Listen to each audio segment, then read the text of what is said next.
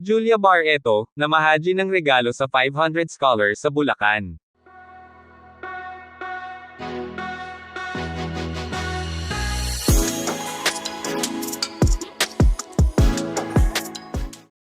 Sa ngayon nga ay pinatunayan ni Julia Barreto na hindi lamang siya beauty and brains, dahil sa pagkakataong ito ay ipinakita nga ng aktres na mayroon din siyang mabuting puso. Ngayong Seasons of Giving, ay mas piniling mamahaji ng aktres na si Miss Julia Barreto ng blessing sa mga kabataang scholars ng Project Pearl sa Bulacan.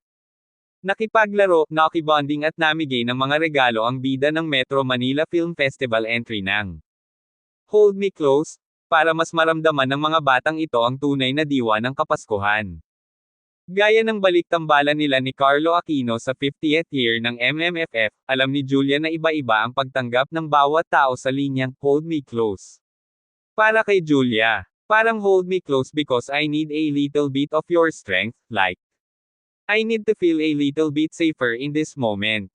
So with Linlin, karakter niya sa movie.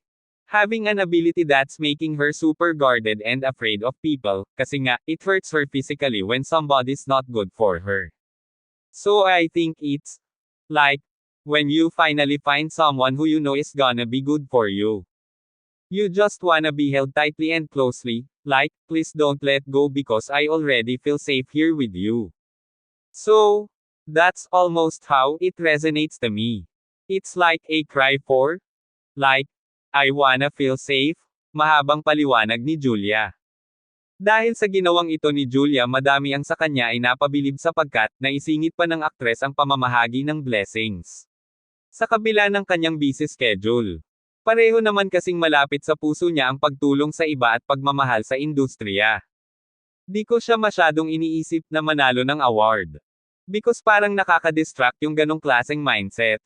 I think more than anything, ang importante is all films really support each other. All productions support each other. Again, this is a celebration of local artistry in films. So I think ang dream lang naming lahat is really, well, personally, speaking for myself, is that people give it a chance. And, you know, see the film and see for themselves. If ganoon ba yung tono ng, yun ba yung klase ng pelikula na gusto nilang makita sa Pasko. But, yeah, it's gonna be a different kind of love story, that's for sure, dagdag pa ni Julia. Manatiling nakatutok sa ating channel para sa iba pang showbiz kaganapan. Maraming salamat sa inyong panonood. Please don't forget to like and subscribe.